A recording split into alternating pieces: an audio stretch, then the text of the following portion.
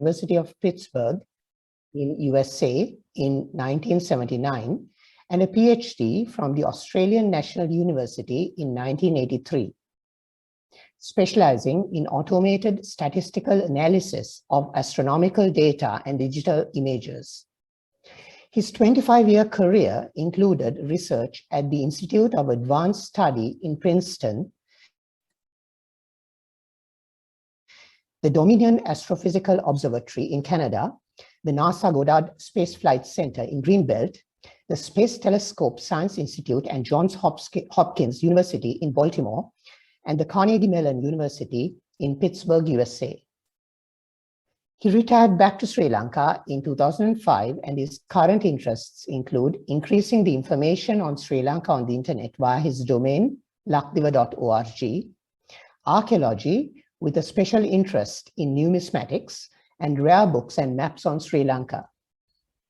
In 2010, he did a diploma in museology at the University of Kelania's Postgraduate Institute of Archaeology in Colombo. Dr. Ratnatunga is president of the Archaeological Society of Sri Lanka and the Sri Lanka Astronomical Association, and vice president of the Sri Lanka Numismatic Society. He's an executive committee member of the Sri Lanka Philatelic Society and a trustee of the National Trust of Sri Lanka. He's a life member of the Sri Lanka Rationalist Association, the Royal Asiatic Society of Sri Lanka America Society, and the Sri Lanka Association for the Advancement of Science, of which he was the chairman, Committee for the Popularization of Science in 2007. He's also a member of the Internet Society of Sri Lanka, the International Banknote Society, and a member of the International Astronomical Union, the IAU, on behalf of which he was the chairman of the 2009 International Year of Astronomy Committee for Sri Lanka. Dr. Ratnatunga is a freelance writer to the Sunday Times of Sri Lanka and a visiting lecturer on astronomy at the University of Moratuwa in Katubedda. He was a frequent guest on the Atharupa program on national television's Rupawahini channel between 2016 and 2018. Ladies and gentlemen, please welcome Dr. Kavan Ratnatunga. Thank you, Johan, for that kind introduction. And let me share my screen. Give me a second to get this. Okay, fine. I have a professionally astronomer, and now I'm doing archaeology. So what is common about astronomy and archaeology? It's interesting that they look quite different, but they're actually quite similar in one way. One is that you're both looking at the past, right? You cannot do any experiments with either. You cannot experiment with archaeology, nor can you experiment with astronomy. You can only observe, and what you observe is the past. When you look at the stars, you're looking at years ago, what you saw in the sky, what was there in the sky, which are just where the light is just coming to us. But there is an interesting difference. Archaeology, you can date with things like carbon dating, but it's not precise. But astronomy, the astronomical events that can be dated precisely now. And they do give an interesting way of dating archaeological events. So if there's a rare event, then you can date it precisely. Okay, why don't I change my slide?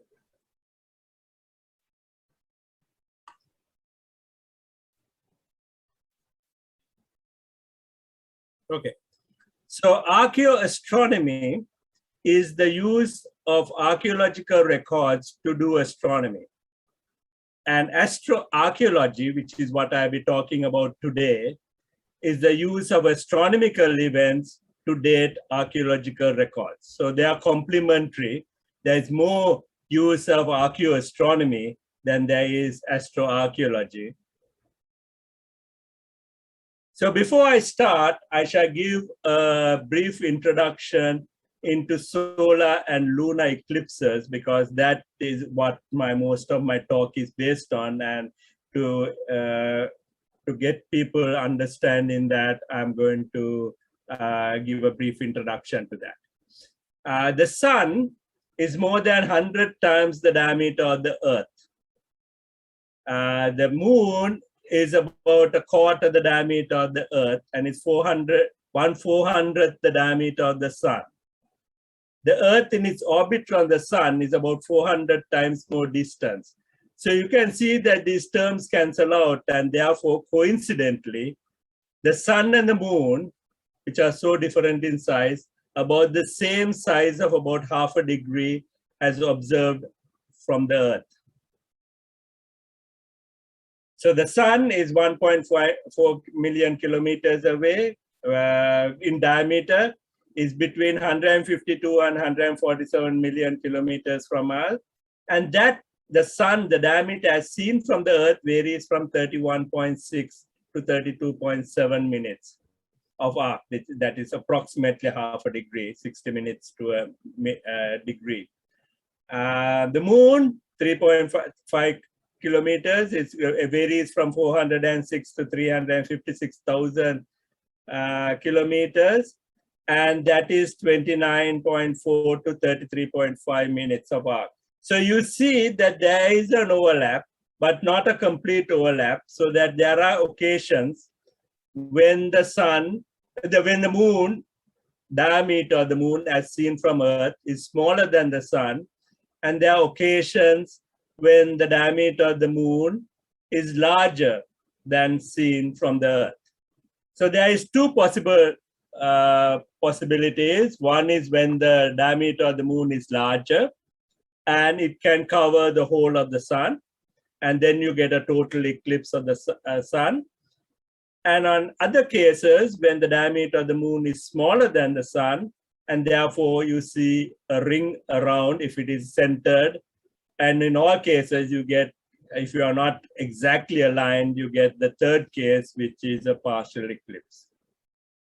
So that is the difference between a total and annular eclipse. The total eclipse, you completely covers the sun, and an annular eclipse, you cover just about 98-99% of the sun, and you see a ring around it.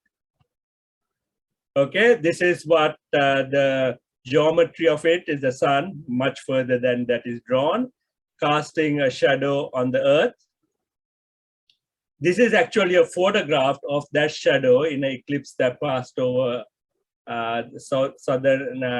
Central America. I think must be Mexico. And this is a little video of the shadow going across the Pacific in an eclipse in 2016 March. So this, okay. So now, if you can draw, you can compute this, and it has been computed all the way to the future, as well as to about 5,000 years back, as to where we would have seen these eclipses. And you can see all the blue lines where you would see a total eclipse of the sun during the 20 years from 2001 to 2020. And the red lines are where you will see an annular eclipse. Now, the annular eclipses are definitely a lot more than the total eclipses. And Sri Lanka, in these 20 years, we had 2 annular eclipses, both visible from Jaffna. And that's fairly rare to have 2 places crossing like that, and it crossed over Jaffna. And this is a photograph I took of the annular eclipse from Jaffna, Kantarode, in 2010, just after the A9 was opened. It was a very exciting trip to get up to Jaffna in 2010. That's a photograph, not of that eclipse, but much further. And total eclipses of the sun, on the other hand, are far more spectacular because they cover the whole of the sun and they are a lot more rare. There are 65 total eclipses of the sun each century in some place on Earth, but from any particular place, they are very rare because they are the central path is only 250 kilometers wide at most.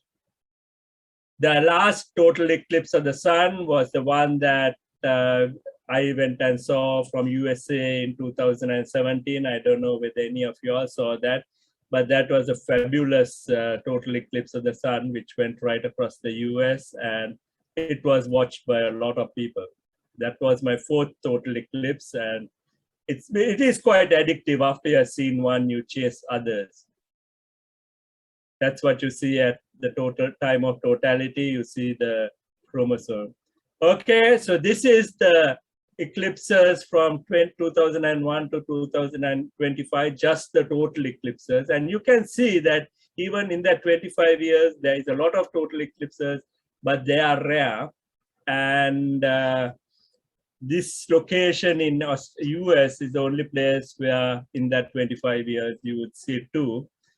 And I hope I'll go and be able to travel to see my fifth one, which is on 2024 April 8th, which goes across the US again and Canada. That if you all have not seen that a total eclipse, I would recommend this eclipse. It's most ones you have to go to weird places to see them, but here you can go to Toronto and see one. Recommend it. And also I want to make a comment that we are lucky to see total eclipses because in about 400 million years from now, the moon would have gone little by little further away from the Earth, 3.8 centimeters per year, it's moving away. And once the distance increases by 4.6%, then the moon will never cover the sun and we will never see a total eclipse of the sun. So, so now I will cover some historical eclipses. Now, for example, there is a old Sannasa written in the 16th century, and it talks about Parakram Bahu the 9th on the 15th day of the waning moon,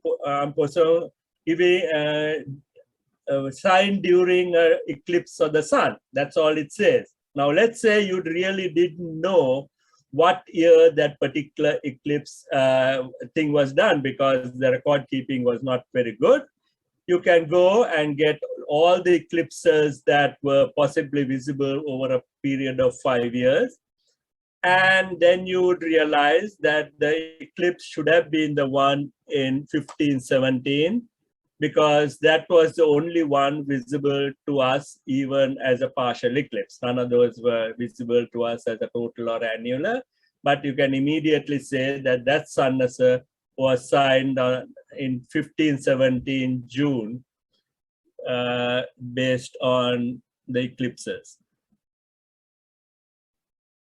The oldest recorded astronomical events are total eclipses because they are spectacular. And they have been recorded all the way back by the Chinese to about 700 BCE. And they have been very useful for archaeoastronomy. If you take the Bible, 787 BCE, there is a record which says, and it shall come to pass that on this day, the Lord of the God, that I will cause the sun to go down at noon and will create darkness on earth on a clear day. So now that particular event, which is mentioned in the Old Testament, can be dated to the 15th of June, 763 BCE. So exactly you have a date. And that sort of corresponds to the dates that are put in the Old Testament. I got a copy which has all the old dates on it. And that section was dated matching up this eclipse. That particular eclipse stretched across the Middle East, right across it. And so matches that it would have been seen in the Middle East and recorded in the Bible, Old Testament. There is a war between the Libyans and the Mendes. It's a Greek war. The two Middle Eastern armies were locked in battle, and the day turned to night as recorded. And that ended a 5-year war between the wars, and that eclipse can be dated to the 28th of May, 585 BCE. It was actually predicted by a Greek astronomer, but it was not known to the warring parties, and it ended a fight between two parties who thought this as a omen for them to stop fighting. That eclipse you can calculate, and it goes through Greece, so we know that we have a match. There is another report about darkness at crucifixion. The sun was darkened, the stars appeared, and all the words. So that has been used by a lot of people to try to match that with a solar eclipse. But by definition, the Passover is the first Friday after full moon. So total eclipse of the sun can happen only at new moon. So this couldn't be if the rest of the record is correct. There is a total eclipse of the sun in 29 AD. So that may have been the one that they remembered and merged with the eclipse at the time of the crucifixion. But that is the closest eclipse that is there. There is people who have used lunar eclipses to say that the sun went red, but this was the eclipse on the 3rd of April, Friday, 33 BC, which is mentioned quite often. But it was a partial eclipse, and it happened at moonrise in Jerusalem, so it couldn't have been red at the time of the on the crucifixion day. So this also, even though it has been used and discussed in the literature, does not match up with the current recorded calculations. Most of the calculations would have been done only over the last 50 years, because where eclipse was visible was difficult to calculate before the rotation of the Earth was worked out. I will talk about that later. So total eclipses are very rare, and the paths are totally being small. And from any one place, we can expect a total eclipse once in about 600 years. So and the largest error that can happen in calculating is the Earth's rotation, which I will talk about a bit. And the Earth's rotation is actually worked out using eclipses back to 700 BC. So this is the eclipse that some of you may remember. This is the period between 1941 and 1960.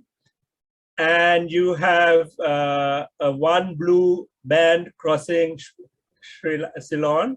At that time, it was called Ceylon. And 1955, June 20th, I was only 2.5 years old, and I don't think my mother let me see it, so I can't remember this eclipse. But it was the last eclipse visible in Colombo. So if you take Colombo as a site from 601 BCE to 2400, there are 4 eclipses that were visible from Colombo, and 1955 is the one that we intersect with. The other one would be in 2306, when none of us would be living. And the last one was during the Polonnaruwa era. Very interestingly, if you take the locations in Sri Lanka, and you take any one location, I've taken 5 locations here: Jaffna, Anuradhapura, Kandy, Colombo, and Galle. In each of those locations, there is one total eclipse, and about 3 to 5 annular eclipses which are visible. So that gives us the statistics that that for Sri Lanka at least, that the annular eclipses are about 1 in 600 years. And interestingly, it's not the same total eclipse. This was in 1871, December 12th in Jaffna. The 1951 was visible in Anuradhapura, Kandy, and Colombo. But the next one, which is 2070, April 11th, is visible only in Galle. It does, even though it gives 3 different total eclipses visible from Sri Lanka, from any one place, it was only 1. So some of you, not me, but some of the younger people in this audience may be lucky to see the 2070 eclipse. Okay, now the largest uncertainty calculating eclipses is the fluctuating of the Earth's rotation. So there is a slight drift in what they call delta T, which is currently corrected with leap seconds, etc. But that accumulates to 6 hours over about 2,000 years. So, and they are random to the extent that an earthquake, the 2004 tsunami, created a change of 6.8 microseconds in the Earth's rotation. The Chile earthquake of 8.8 created 1.26 microseconds, and in Japan earthquake 1.8. So you don't know when these eclipses are. And when you say 6.8 microseconds, it seems to be a lot, or it's very small, but you have to know that that is for every day of the year, for every year.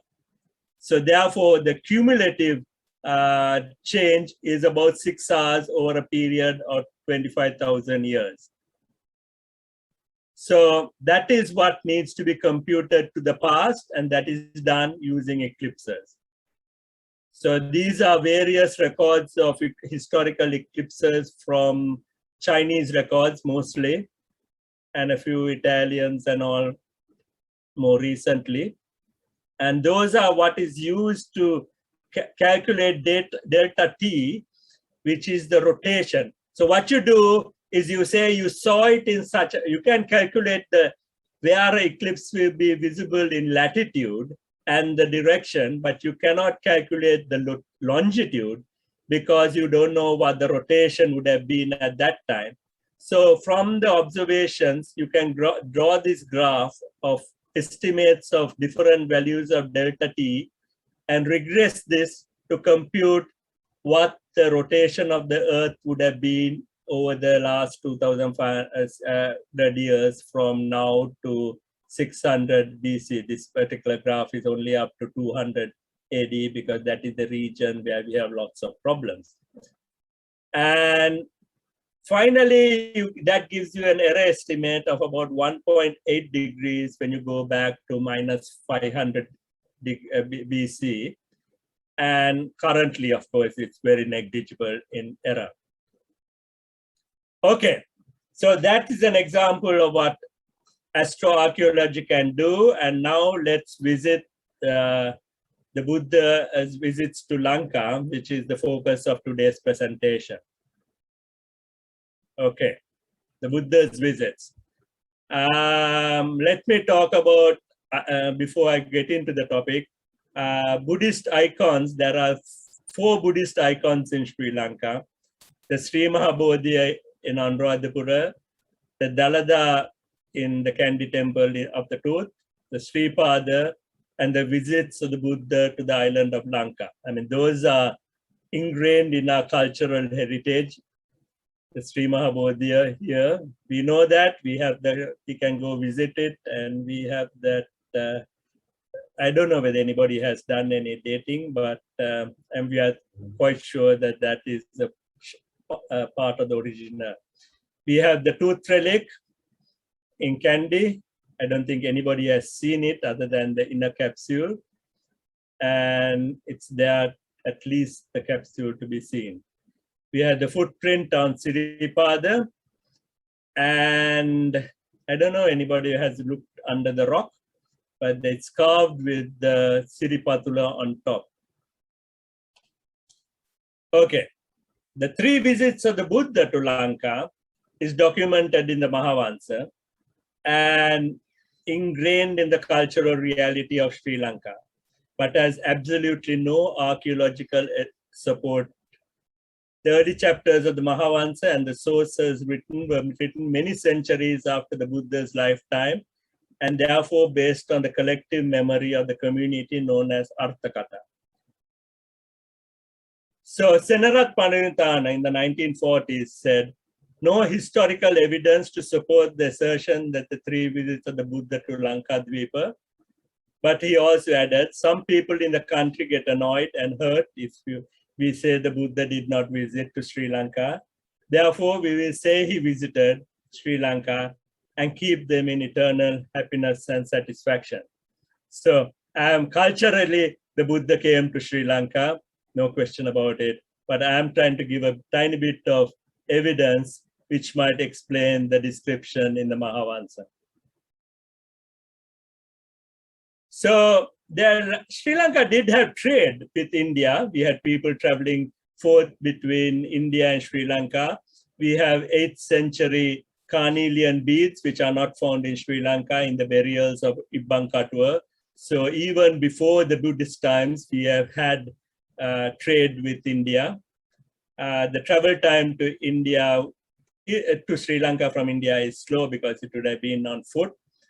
But the second thing is, I don't think the Buddha came by supernatural means, because the Buddha, in my opinion, never claimed to have any supernatural powers, even though some give him supernatural powers.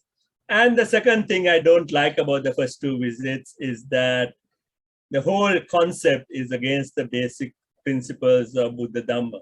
So I don't think the Buddha would have frightened people. The next thing is that there is no mention of the Buddha visiting Sri Lanka. His travels in northern India are very well documented by his sermons that he had given all over. And there is no mention anywhere that he left for some time and came to visited Sri Lanka in any of the first council, and there is no mention of his visit to Sri Lanka. It's only in the Mahavansa. So let's look at what the Mahavansa says. The first visit, the visit of the first visit of the Tathagata to Mahayangana. It says in the full moon day of Pusa, he came forth to Mahayangana. He made the yakas to save the Nagas, and he drove the yagas away in a different thing, but he created darkness and then felt sorry and created light. It was a full moon of Pusa, so that couldn't be a total eclipse of the sun, but it could be a total eclipse of the moon. And this is a drawing that you find in the Kalaniya Rajamaha Vihara. And the first visit, which is in chapter 1 of the Mahavansa, the second visit of the Tathagata to Nagadeepa, it says in the 5th year of the Buddhahood, on the Upasata day, that is the dark half of the moon, that is new moon, early morning, he came to Nagadeepa, they say, and called dread of darkness over the Nagas, and then spread light over them again. So that looks very much like a description of an eclipse.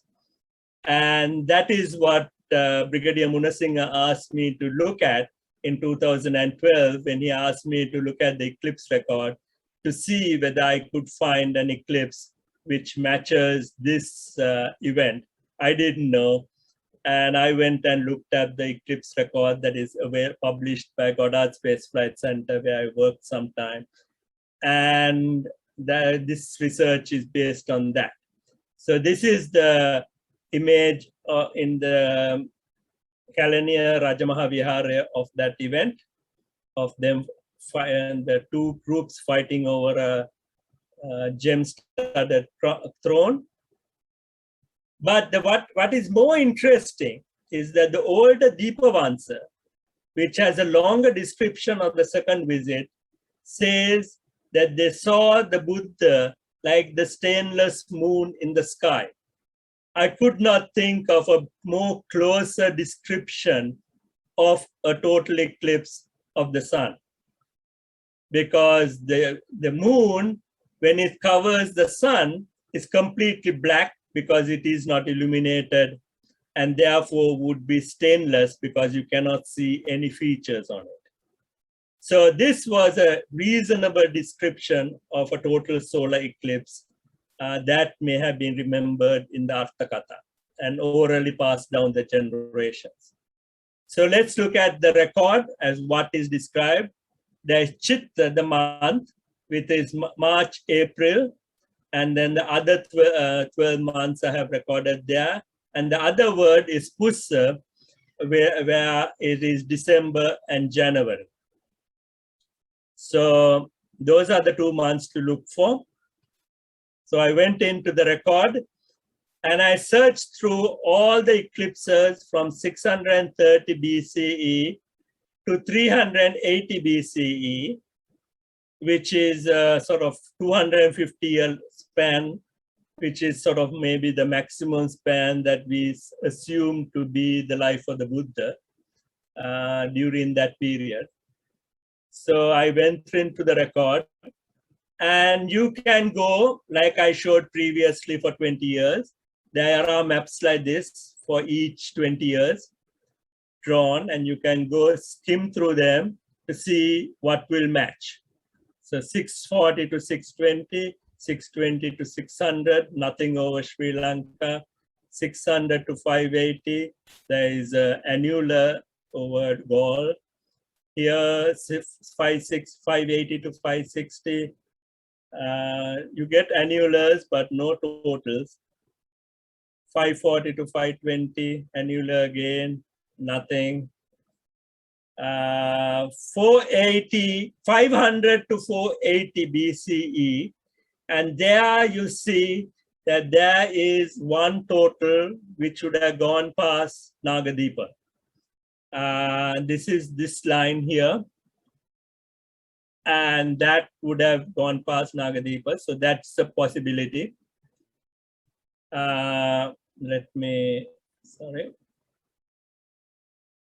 Okay, so then you go further down, and then you get 480, 440 to 440. You get one across Sri Lanka, but not over the northern part of Sri Lanka. From Colombo would have seen that. 420, nothing. And 380, also nothing. So clearly the one that matches the eclipse described in the Mahavansa is just this one of 480. Now I called it 481 there because this is in astronomical terms minus 480, but our calendar doesn't have a 0. So minus 480 in astronomical terms is minus 481 BCE. And it goes through northern Sri Lanka and would have been visible across the rest of Asia as well, and China. And that is the path, and you zoom in and it goes exactly, the center path would have gone through Nagadeepa, and it's quite broad across it. It's not really at the boundary. And even though we know there is an error of 1.8 degrees RMS, since this is fairly horizontal in the latitude space, 1.8 movement on either side RMS is not going to stop it going over Nagadeepa. So that error that we currently have about the location in longitude is not going to affect this. It would anyway have gone over Nagadeepa because we have a fairly broad width across the path in longitude. Okay, so that is set. So that would have been a total eclipse would have been there. So we have 481 BC, April 14, and the next thing I said, that graph was April 19th, but that is on the Julian calendar. So I converted that to the Gregorian calendar, which is the current calendar that we are using. So then it would have been on April 14th at 8:30. So there are a few factors here. One is April, which is the month that is mentioned in the Mahavansa, being March, April. It would have been in the morning, 8:30 a.m. So that matches the description in the Mahavansa as well, which says that he came in the morning.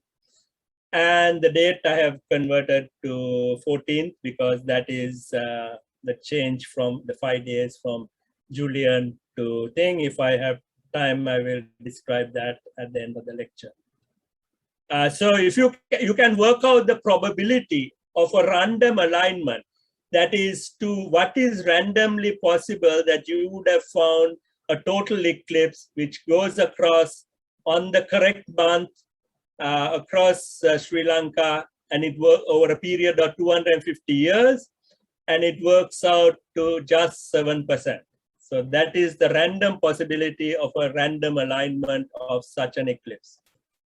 The next one is to look to see whether we can find a lunar eclipse which matches the record of a full moon, of an eclipse for the first visit. Now, lunar eclipses are far more common. There are about 64 lunar eclipses between 499 and 400 BCE. And then you look at what those are. There are 8 in December to January, which matches the month Pussa. Only 4 of them were visible in Sri Lanka. So you have 4 eclipses in a period of a century, which could have matched the event that is described in the Mahavansa. But there is one of them, which is exactly 4.7 years before the event in Nagadeepa.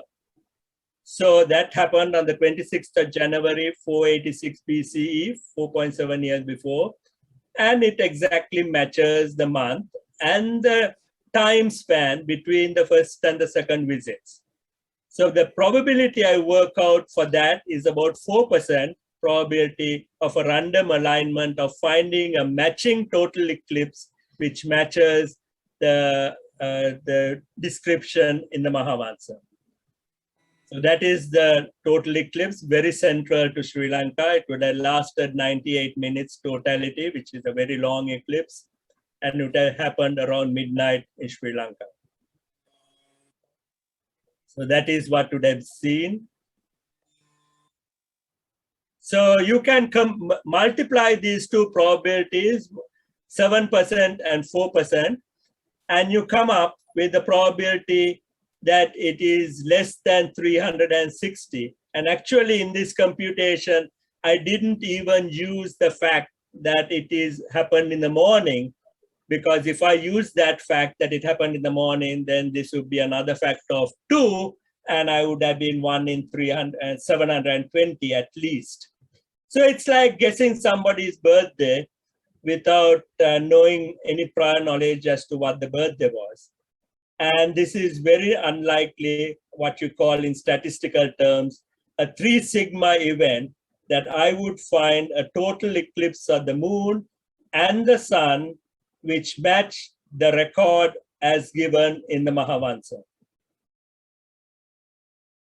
So what I conclude as a scientist is that, one is that the event that is described in the about war between in the Nagadeep over the Cholodran and the Mahaudras definitely would have happened on that day of the eclipse, because it matches so exactly the eclipse, right? So irrespective of whether it was the Buddha visited or not, that eclipse is a pre-Vijay event dated exactly to a particular date.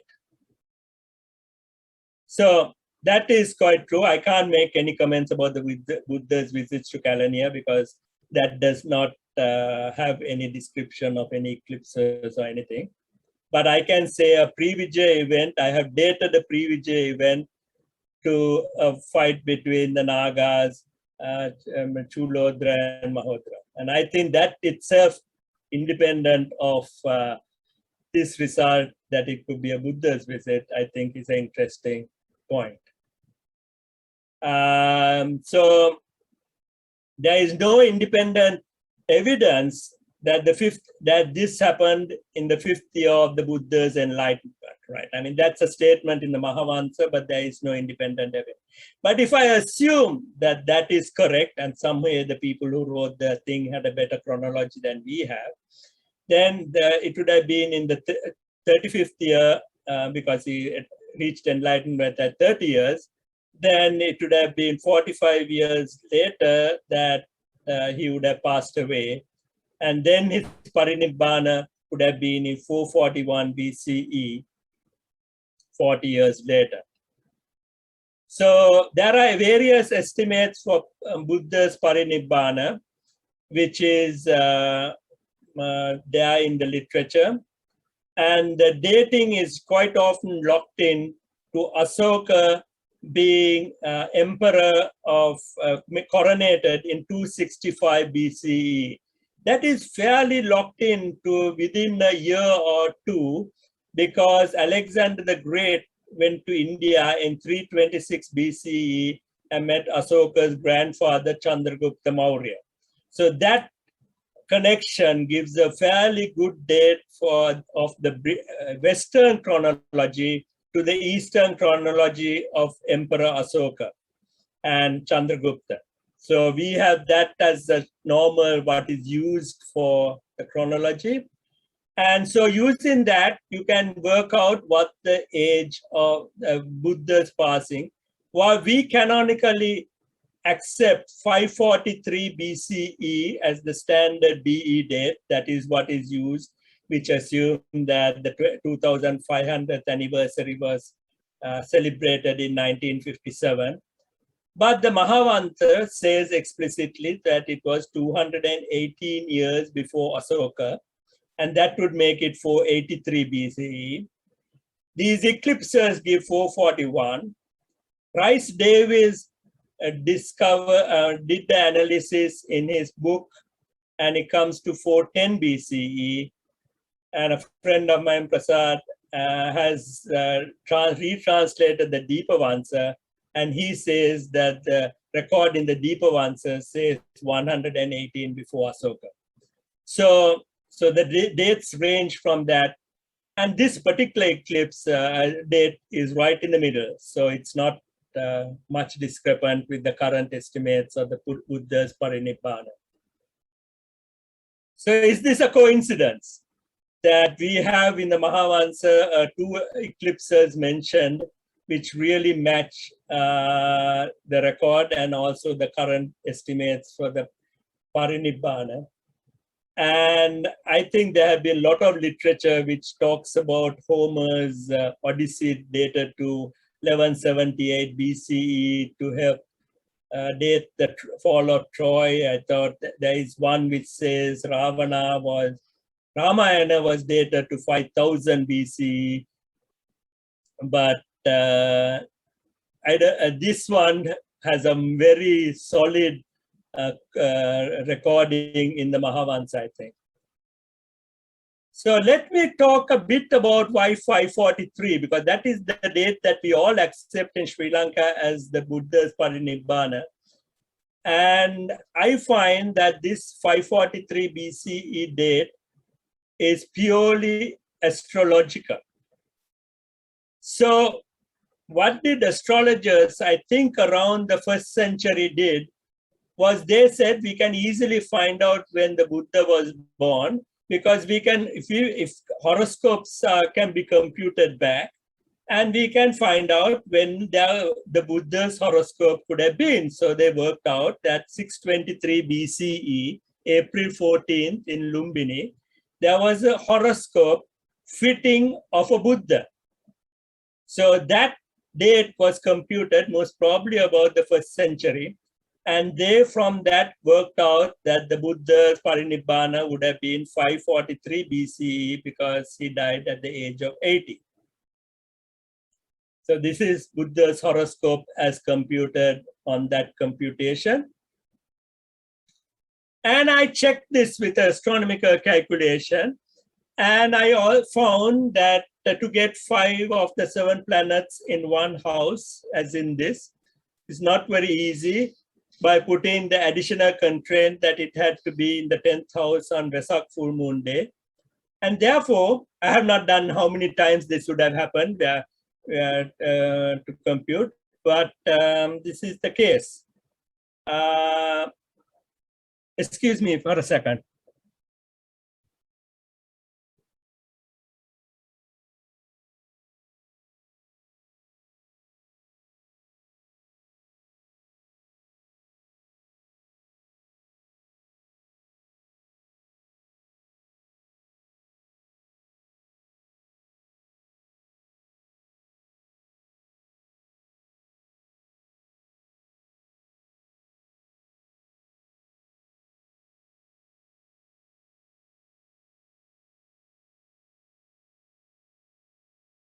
Sorry about that. Okay. And this is astronomical computation sort of used in stellarium. And amazingly, that calculation, which must have been done in the 1st century, exactly matches what is predicted in the thing. And the other one is that in astrology, if you astronomy, there is no, or the Buddha Charita, there is no mention of astrology, but in the Buddha Charita, it talks about the sage Asita, who described the Buddha as becoming a king or a Buddha based on his lines on his feet or whatever, marks on his feet, and there was no astrology mentioned there. So I think this astrology date of 543 is clearly a later date, which has come by astrology, and it's probably around the 1st century AD, and nothing to do with Buddha's visit. So that 543 goes away. So I think I have a good date for the battle between the Nagas and Mahodras. And I think that particular events, the eclipses were remembered in the Arthakatha.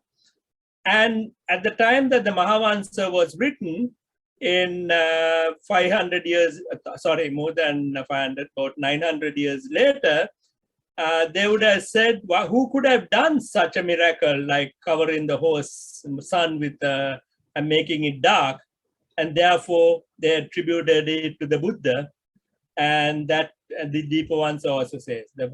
Also interesting is that last year, April 2020, April 14th, was the 2500th anniversary of that eclipse in 481 BC. I wanted to do something, but unfortunately we were locked in a lockdown on April 14th on last year. So I'm sure there are a lot of people who will be angry with me. Normally when I give this lecture in English, I don't get many protests. I gave the lecture in Sinhala about 2 or 3 months ago, and I got into a lot of trouble because there was a Buddhist monk in the audience, and he didn't like me telling this. But I think we should recognize that this pre-Vijaya event as a dated event, maybe the first absolutely dated event that we can get in our historical record. This is the description of the thing as seen by Manjusri. I don't know how many have visited the inside of the Chaitya that is in the Colombo port. It is a hollow Chaitya like the Kalutara Chaitya. And if you go in, these are 2 photographs that I took. There is a whole Buddha Charita visited, and these are the 2 first and the second visits described there. I'm trying to modify it and say, put 2 eclipses there instead and give precise dates for those 2 events. With apologies to Manjusri. I actually got an artist, Sanjay Viratunga, who I think is on the call today, to do this painting from me of what it might have looked like when the Nagas were and the Chulodras were fighting over a gem-studded throne. And with Stellarium, I in fact even calculated that Orion would have been rising on the horizon at that time, and Taurus would have been further up, and Mercury would have been up here. So I got him to draw me this eclipse. It do a beautiful painting of it. I'm toying with the idea of getting a big one done of this, but still not decided on that. I got the small drawing. And now I have discussed with him to draw one for the first visit as well. And that may be a thing. I must thank Brigadier Munazinga for this research, because he's the one who encouraged me to see whether there were eclipses which matched the events recorded in the Mahavansa. I tried to publish this in 2012 April in the Sunday Times. My cousin Singha would not even hear of it. I published it later that year in August 2012. There was a conference on Buddhist archaeology organized by the SARC, and it was well accepted by the academics. I have subsequently given this talk to many organizations, including the National Trust and the Royal Asiatic Society. So these are the references for what I gave, and all the eclipses are available online. So let me stop this part of the talk. What I have taken about less than an hour for this. And I will take questions now. And if there is time left, I can talk about another astroarchaeological result about the Sinhala New Year, or I can do it now, either way, depending on, I think we should go for question time and see whether there is time left. Thank you. Thank you very much, Dr. Ratnatunga. I would now like to open for questions. So if anyone has any questions, please use the raise hand button on Zoom and can ask your question.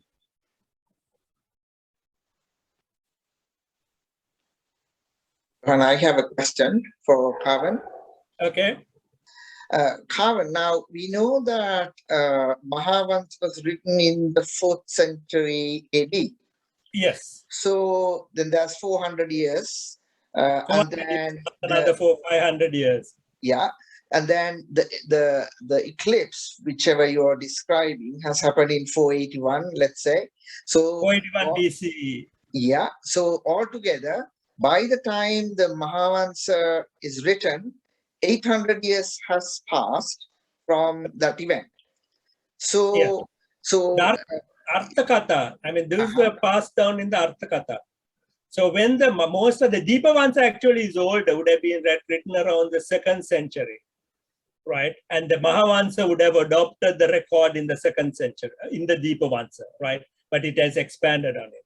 But I think it was complemented by various writings in the Arthakatha. I have not gone into the Arthakatha to see what descriptions there are in that, or whether those Arthakathas that were used at that time are actually existing. Buddhaghosa was very efficient at supposedly destroying quite a lot of the record of that time. So who knows what was there at that time.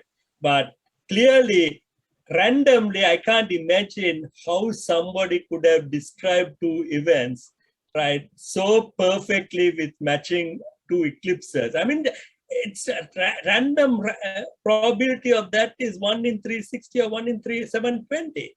So the fact is that those 2 events must have been remembered, I don't know how, over the years, and then attributed to the Buddha visiting. That's all I'm saying, that there must have been a record of those things. Eclipse, I can do a thing, because that's such, I told you, it happens once in 600 years in any place, right? So therefore, that would have been remembered. anywhere. I mean, they have been recorded all over the place. So if we had any documentation or oral tradition which recorded this, it would have been remembered, right? So the fact that it happened in that particular month would have been remembered. And it happened in a full moon, they would have that's all that would have been remembered, but the year as such was not remembered, right? That I don't think we could have remembered the exact year in 800 years, but the month and the Hoya month, the fact it would have been remembered, could have been remembered and then attributed. Yeah. So yeah, that's the exact point I was trying to make, because there has been, it's very clear to me that there has been some form of system, written or oral, as you say, that that runs even 400-500 BC to, even to that level. And I think probably we know in Sri Lankan history, there have been several instances where all the books have been destroyed by various kings. The last one probably was the Rajasingha era. And even before that, not only destroyed, stolen and taken to the British Museum. At least the ones in the British Museum are well preserved and we can access. But not the actually, the French Museum, I think, I've been told, has far more than the British Museum. Looks like, yes, yeah. But that's for another day, that discussion, because I'm trying to digitalize those the books or collections we have. But anyway, so my take-home message there is that there should have been some form of books or oral traditions which our memory was preserved for even 500 BC, which is unfortunately lost now. Thank you. Any other question from Jaika? Can you stop sharing screen, please? Okay, I'll stop sharing the screen, yeah. So,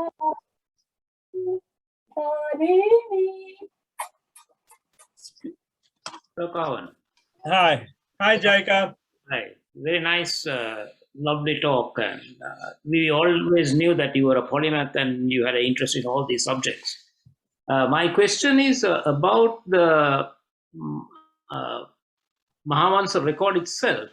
And on your maps that you showed, is it right for me to understand that this Nagadipa was sort of north of Sri Lanka? That's where the island. It's an island off the coast of Jaffna. All right. So just that bit, right? Because in the Mahavanta, it stated that the Naga king Manika of Kalania, that is, yeah, I think the Nagas were all over. I mean, the Nagas were there even in the Mahiyangana, right? So I think that was a tribe. We had Yaksha, Naga, about 3 or 4 tribes in Sri Lanka. And the Yakshas and the Nagas, Yakshas were the ones which were supposed to have been frightened away from the Nagas in the first visit. So I think we have a lot of groups all over Sri Lanka and may have been in Kalania as well. Yeah, am I right that there is a tribe of sort of Aborigine tribe in India called the Nagas still existed? Yes, I think there is. Yeah, small number, but they're there. Yes, that answers the question. So Nagadipa itself was a more sort of diffuse thing rather than very demarcated. Currently recognized as Nagadipa, which everybody visits, is an island of Jaffna. In fact, it would have seen 2 annular eclipses over the last 10 years, 2010 and 2019. Unfortunately, I got something which I think is Corona in December of 2019, and I couldn't go for it. Right. Yeah, that painting. Yeah, I think there's a need for a very good painting to match actually the battle. Because I think Solis Mendes didn't actually draw the battle between the Nagas. No. It was, however, the one where Buddha appears in the midst of the Yakas and the Yakshas, and that is really excellent because it actually gives the relationship of a crowd sort of moving away like a ripple of water. Sort of a wave away from. I actually was trying to design something for that, and Sanjay was going to paint for it. It does mention a river So I think a river should have been there in that painting, but the Mahavansa explicitly mentions a river, and the Naga Uyana, which is on the banks of the river. So I think that those two would have to be in the record or in the painting. Okay. So to design a painting for that. Lovely. Well, I'll think on that line. Thank you very much. Thanks. Thank you. I'll get you. I'll send this rough drawing for your comments as well, so I can Thank you very much. fine-tune it. Thank you. Thank you. There is a comment in the chat from Mohan Kumaraswamy, who says Nagaland is a state in northeastern India. It is bordered by the state of Arunachalam Pradesh to the north, Assam to the west, and Manipur. Wonder if there is any connection. I don't know of any, but I don't know whether that is area from which there was migration into Ceylon, Lanka during that time. I mean, there have been quite a few migrations. I don't think Vijay was the only one who migrated. So I think it could have been a region from which we got a migration. Right. In addition to the Vijay's migration of the Sinhala, and we definitely had a lot of migration from Malabar coast to Jaffna over the years. There's also another comment from Krish Vitana. He says, very interesting, would really like to read the full paper if we can get access to it. Yeah, I have a poster paper which I will send. Unfortunately, I have been not actually submitted this to a refereed journal, which I should. And in fact, if the problem I have is that it won't match in with an astronomical journal. Those are the ones that I normally use to publish in. And it is not really archaeoastronomy either, because those are the astronomy journals that talk about doing astronomy using archaeological record. I don't think there is an astroarchaeology journal. So if somebody would recommend, in fact, a journal who has a good thing, I'm looking for a good international journal to submit this paper to. But I will send it out to you, what I have written up so far. There's a question from Sam Samarage. You can ask your question now. Mr. Samarage. Hi, Kavan. Just more than a question, is a few comments if time's allowed. I think I known you from college mainly of two cousins, Janek and Singha, yes. And I now can recollect you. First cousin. Yes. First cousin. Firstly, the picture, the drawing, I thought the fighting was the big tummy people and the small tummy people. So I suppose in the picture, wouldn't it be okay to draw one side with a big tummy and the other side with a small tummy? The Chulodara Mahodara.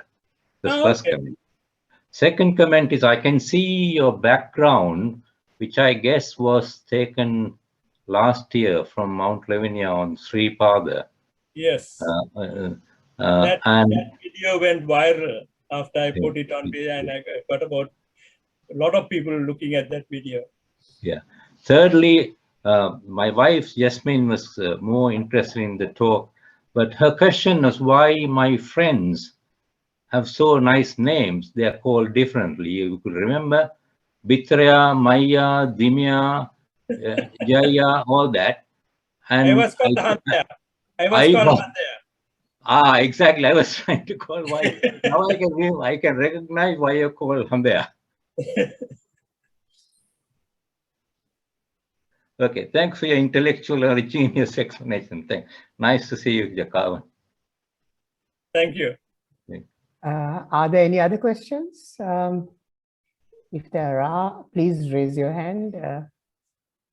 I should ask Yohesan. He sang the song about the Vadakahasudya very well when I gave this lecture at St. Thomas's Prep when he was headmaster. Yes, in 1955 they thought that that was the song that can අනේ මගේ Emily පන්නේ කියන්නකෝ ඇත්තනේ බිව්වනේද වදකාසිය that came in 1955. I can remember some people, the older people used to drink this for the Kasi to become young. I think that's why I could recollect. It was modified recently to the Dhammika Paniya.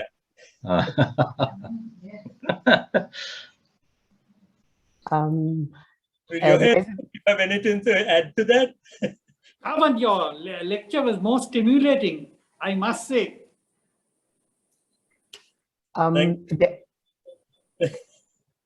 That's Irving Kasichetty's son, Yohei's son, who I have known for so many years. Knew his father before I knew him.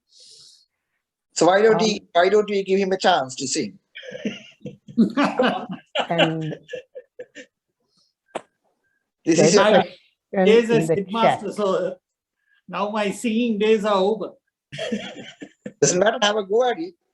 Yeah, this was I did this lecture for him in just before the annular eclipse in 2010. So that would have been about 12 years ago. There's a question from Rajiv Ratnatunga, and that is, have biblical or Quranic scholars done anything similar? Yeah, I did talk about it. You have come late to the lecture. I mentioned that event in the Old Testament, which is dated to 763 BCE. I don't know. The date was there in the PowerPoint. And then there is a lot of claims of trying to fix the birth of Christ based on eclipses and records, because it does record the fact that the sun went into darkness. There are eclipses that year, but nothing that would match an April date, which is quite difficult when you have it so locked in.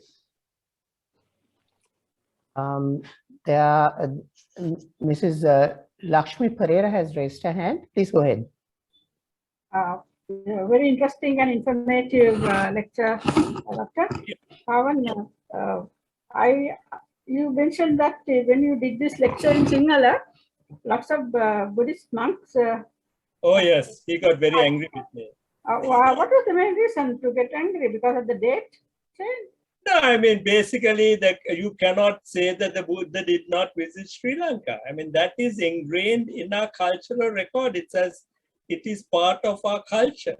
I mean, our whole Sinhala race culture is based on the fact, claim to have is the fact that the Buddha visited us. So, I mean, they are now claiming that the Buddha not only visited us, was born in Sri Lanka.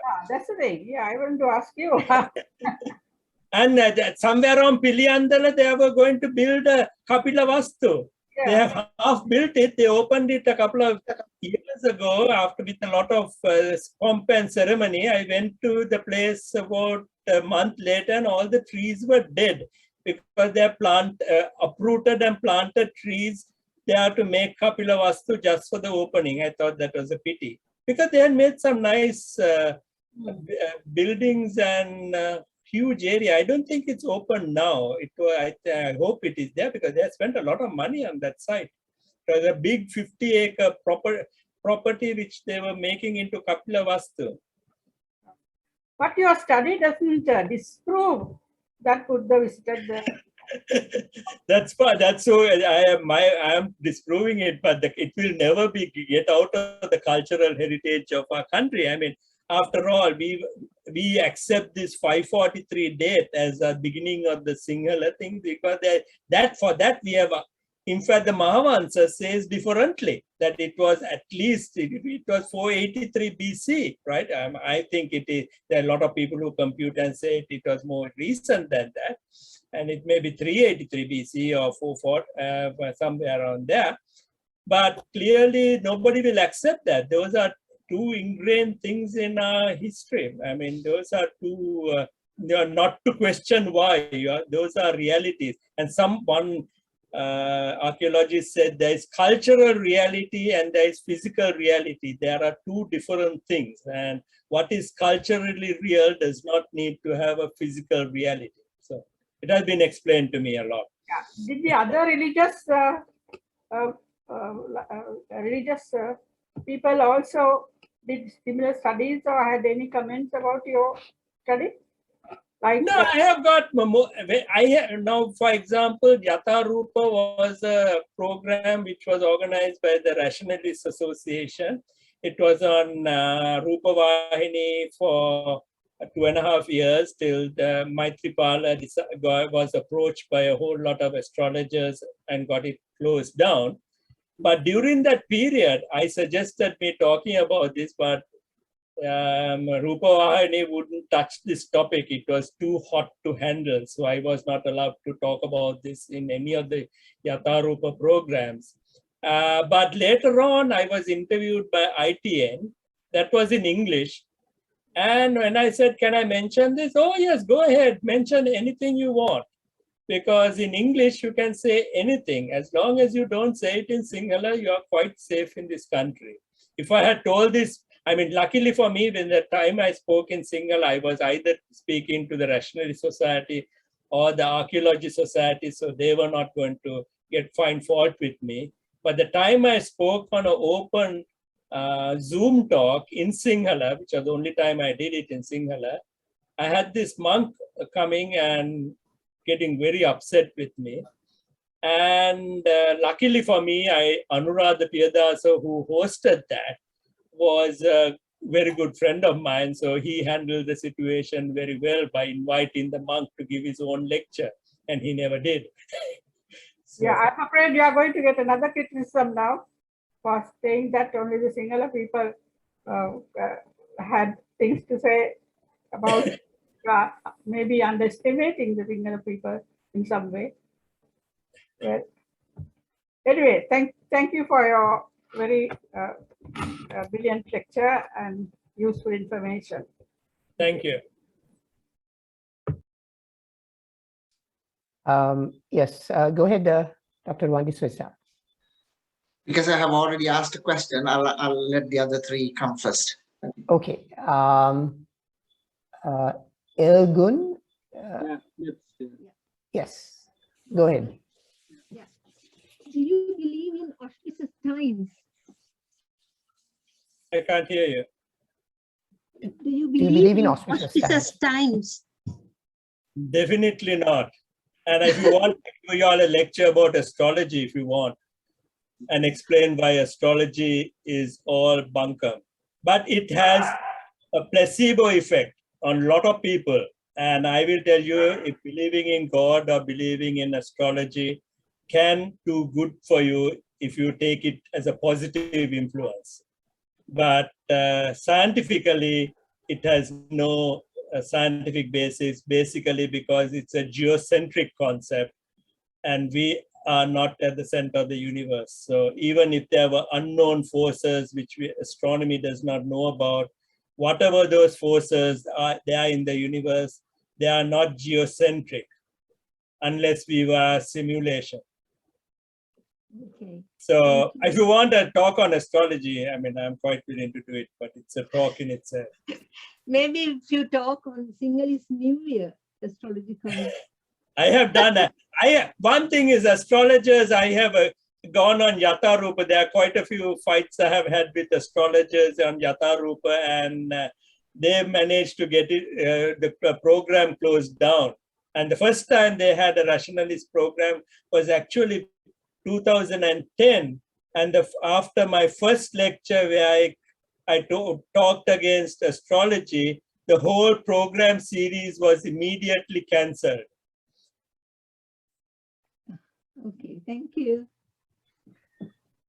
There's a question from Mr. Mohan Kumar Swami. Go ahead. Hi, Mohan. Hi, Kavan. Thank you for the excellent talk. Well, it's the second time I heard it, and I did hear that Buddhist monk, and I saw how he was put down by others after, okay, he had his say, and then he was subdued for what he was saying, I mean. No, he basically said, what it may sing Pali dannati Sinhala wat hariyata katha karanna bari mahathek me monawada katha karanne. Yeah, that's the problem. So, I mean, if it was rational argument, it's okay. Anyway, that's not the point. I thought I'll add my 2 cents because it seemed this session has gone into some general talk, and I saw old friends Jaika and Sam Samarage and all contributing. So, just on one point that you touched, Kavan, when this happened that there were 2 or 3 tribes in Sri Lanka, I think you said, or in Ceylon. But I have heard a version which I have told you about a few months ago, where there was a talk at the Institute of Engineers, where a scientist based in Sri Lanka on a talk on water heritage talked, waxed eloquent actually, about the glorious heritage, the water civilization we had, which dates back far further than we think. It goes back to pre-Vijaya. And interesting thing he said, which I had not heard before, was that there were 10 kings in Sri Lanka when Vijaya came here. And Vijaya was, well, he got out of Kueni and he defeated all those other 9 kingdoms. And he was with Kueni in the one other kingdom. And then he, of course, subdued Kueni and he took over is the story. But I tried to get references to that. I communicated with him through the chairman of that talk, who I know, but I didn't get any answers to the references. So I suppose it's another.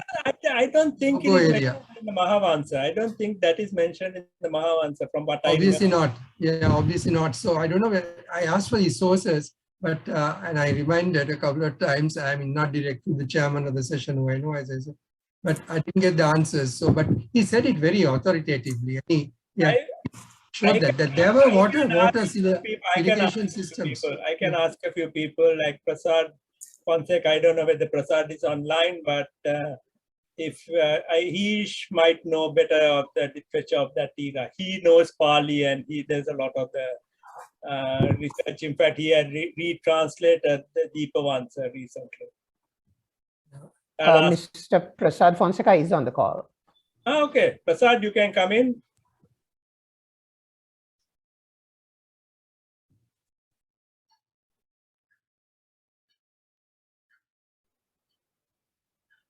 Mr. Prasad Fonseca? Yes. What was the question? Was there any mention of the 10 tribes in Sri Lanka at the time of Vijaya's visit? Beg your pardon? I couldn't hear you. 10 tribes of Lanka at the time of Vijaya's visit. Well, sorry, if I may. I can't remember 10 kingdoms. 10 kingdoms. No, I don't think there's a mention like that. Not in the Mahavansa. Anything else? Nowhere. But there may be, certain minor chronicles written after Dambadaniya period. There may be things like that. Maybe Kavan, the Arthakatha you were talking about, Arthakatha, would they have some references? I wonder. I don't know much about the Arthakatha. Prasad? No, Arthakatha also, there are no references like that. The Arthakatha is for mainly the clarification of Buddhist principles. So there are, as far as I know, there are no references like that. All right. There's a question from Mevan Vijayatunga. You could go ahead. Thanks for the lecture. When we were talking about the solar eclipse, I suddenly remembered that there was a newspaper copy my father had saved, which somehow I managed to keep during my childhood. This was about solar eclipse in Sri Lanka in 1955. And when you were giving the talk, I managed to find it from where I have hidden it somewhere in my house. Unfortunately, I found it, so I hurriedly took a couple of pictures, and I don't know how to show this. It's a kind of a thing, one piece of paper. Now it's very brown colored. I have kept, this was before I was born, and I just took a picture rather than screen sharing. I'll just show you. This is Ceylon Daily News of June 21st, 1951, the solar eclipse of Sri Lanka, and I can post this at our website or the blog, and how it said the world will laugh at Sri Lanka, and you can see the patients are being rolled in. That's a headline of Ceylon Daily News, and then the solar eclipse of Sigiriya here. So anyway, I heard that you're mentioning about the Madhakasuri, and that is Sigiriya, and yeah, this is most of the scientists went to Sigiriya to watch it. Yeah. And they were crowded out actually during the totality. Yeah, thanks. I just thought it was fun to show thousands ill after eclipse. That's what he says. Doctor says the world will laugh at Ceylon. So, thank you. There's a question from Dr. Mahendra. Hello, Kavan. Thank you very much for a brilliant scientific analysis. I'm sure you won't be that surprised that you met with some opposition when this was presented, because we all think that logic and scientific reasoning is the way by which we come to decisions, but that is really not true, because most people have made up their mind on various aspects or on some dubious reasoning sometimes, and they are now looking for evidence which supports them, and they accept it willingly, and anything against them, they reject it. So unfortunately, we form opinions. And when it comes to religion, of course, it's a very, even less in culture history, is open to that kind of interpretation. So I'm not at all surprised that people were somewhat taken aback by what you showed, because if people think that even in the scientific community or enlightened intellectual people come to decisions by looking at the evidence, sadly, that's not the way it happens. I mean, if you look at the cultural history, I'm not saying that all do, but I mean, there are some Buddhists who firmly believe that when he was born, he actually hopped on his legs from one foot to the other with a lotus spring at each foot. Now, most Buddhists will say that's metaphoric, it's not really true, but there are Buddhists I know who say, oh, no, of course it did. Of course it did. Because he's a very special man. And this kind of stories are there in Islam, in Christianity, and so we are replete with stories which people just accept for mainly because it satisfies them, it gives them comfort. So I'm not surprised at all that what you found was not very acceptable to people, not at all surprised. And not acceptable by my good cousin to publish it in the Sunday Times.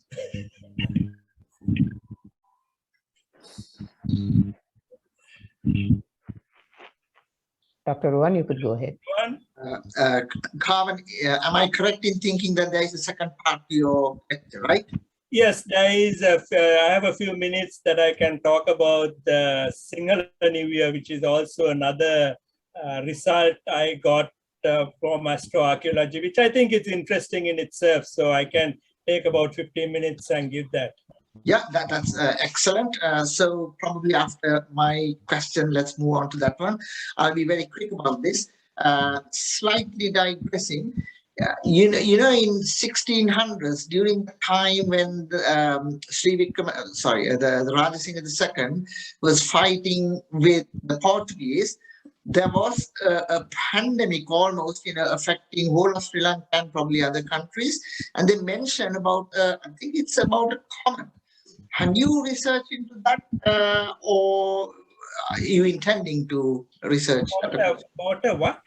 A comet, as far as comets. I mean, that I don't know. I presume whether that is my Halley's comet, could be Halley's comet, which is a regular comet. But there were a lot of other non-regular comets also in that period. So if you have a good, if there is a rough dates, I don't know, I have not looked at that, but if there are rough dates, you may be able to identify it, because most of the comets were recorded, especially in the 1500s or so, in the records of British, the European Western records, as well as the Chinese records. So I'm sure we can identify which comet it could have been, because comets, unlike eclipses, once they are visible, right, unless they're extreme south ones, which will not be visible in the northern hemisphere.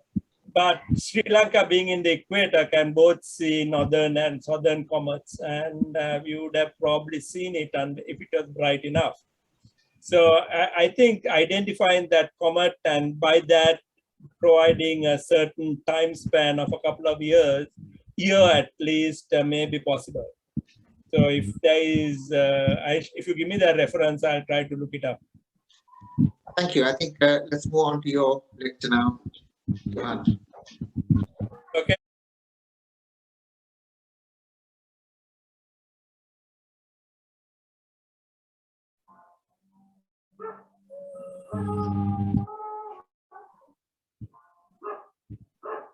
Okay. Now I'm going to talk about the Sinhala New Year. That's also a result on astroarchaeology. Last time I gave the lecture at the Trust, I talked about this before, but then I decided I should focus on the lecture on the Buddha's visit. So these are the questions. How is the Sinhala New Year defined? Why is it drifting forward?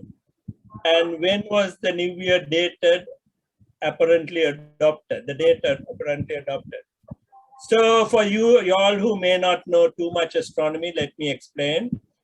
The sun does not rise exactly east every day. That is why you can align it with things like the Siripada, which I have, because if you are in Sri Lanka, it rises 23.5 degrees south of east on December 21st, and north in the northern hemisphere, and 23 degrees north of east in the northern hemisphere during northern summer. So you have a range from June to December where it rises from the south to the north. In London, where most of you are further north of London, the spread is about plus or minus 40 degrees. So the rising east was on March 21st, right? And it rises on September 21st on exactly east again. And the spring year was often recognized as something special from very ancient times, and Stonehenge is built in such a way that the sun rises exactly east, and you can see the sun rise between two particular rocks. And it is a festival that is, I think, still celebrated in England during the spring festival. Okay, now if you take Easter Sunday, you find dates March 27th to April 17th, April 21st, in the period of a couple of years, and it's moving all over the place. Now, why does it change every year? When Julius Caesar adopted the Julian calendar in 45 BCE, he set March 25th as the date of the spring equinox. Then he worked out that we have a year which is about 365.25 days. So because it was 365.25, he added a leap year every 4 years. But actually the tropical year is not 365.25. It is actually 365.2422. Slightly shorter than 365. So adding 4 days every year was a bit too much. Not too much, but a bit too much. So what happened was that because of this, Easter was not coming on March 21st. Then in 325 CE, I use the word CE, is also commonly used as AD. They both are exactly the same, but CE is the secular version of AD. It says Common Era, and BCE says before Common Era. And they define the Easter to be between the equinox to be exactly on March 21st, and Easter to be between March 22nd and April 21st, because they defined Easter as the first, the definition of Easter. I think I had the definition of Easter before. Yeah, it is the date of Easter was defined in 325 CE by the Council of Nicaea as the first Sunday after full moon following March 21st. So with that definition, you could go between March 22nd and April 25th. So over the period of the next 1200 years, Easter had gone down, or the equinox had gone to March 11th in the Julian calendar. Now that was not very good, because we were basically losing about 3 days every 4th century by the Julian calendar. And in 1782, there was Pope Gregory decided that he can't let this Easter fall so far back. And he decided to take 10 days off, and October 4th, the day after October 4th, was declared October 15th, removing 10 days. Now, the British didn't much like this removal of 10 days. There were riots. I mean, people thought 10 days of their life had been taken away from them. And therefore, his definition, where he removed the 3 leap years out of a 4th century. That means that the years 1700 was not a leap year, 1800 was not a leap year, 1900 was not a leap year, but 2000, which was our last millennium, was a leap year. By God, if it was not a leap year, then we would have had more problems with calendars, I think, and we would have had much more fuss about it. But anyway, the British only adopted this in 1752, about 150 years later. I don't know, so 250 years. This was the calendar on October 1582, where the day after the 4th of October was declared the 15th of October by all the Catholic countries. And this was the calendar in the British era, where the day after September 2nd was declared to be September 14th in 1752. I think the Greek Orthodox agreed to this calendar only in the 20th century, somewhere around after the First World War. So the Gregorian calendar keeps the equinox exactly on March 21st. There is no variation from that. It will be plus or minus 1 day, depending on the leap year status, because it moves by 6 hours every year, but it will come back to March 21st. So the precession of the Earth moves the point that the sun is on the equinox, on the daytime of the vernal equinox, go through 12 constellations of the zodiac over 25,000 years. So this slight drift creates a problem for the Sinhala New Year, which is defined as a location where the sun actually crosses a fixed location in the sky, which is called the first point of Aries. Now, this first point of Aries is a position which is currently actually in Pisces and the IAU, a definition of constellations. And it moves forward 1 day every 70.56 years. So that's 25,772 divided by 365 and a quarter. You get 70.56. So every 70.56 on average, this day goes forward.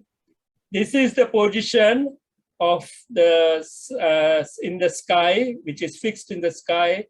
And this is in the year 2000, April 13, 1750. 1752, 5:52 in the evening, where the sun would have been in the sky. So it is defined as the first point of Aries. If you take the historical record, the Knox describes this thing, and 335 years ago, it would have been on April 8th. But in the historical relations of Ceylon, Knox mentions March 28th on the Julian calendar, because Knox wrote this in 1681 AD, which was before the Britain had adopted the it was on the Julian calendar, because the Gregorian calendar was adopted in Britain only in 1752. And this is in the historical relations, where he says that the new year is always on the 27th, 28th, on 29th of March. So now we have a problem. So then I asked the question, when would the Sinhala New Year be on March 21st? And so you have to go backwards. It's now on April 14th. And you go back and you ask the question, and you can actually, again, using software, a program called Stellarium, I discovered it was 282 CE, Common Era 282. And I've discovered, quite surprisingly, this is the date that is given as the accepted date for the King Mahasena's coronation.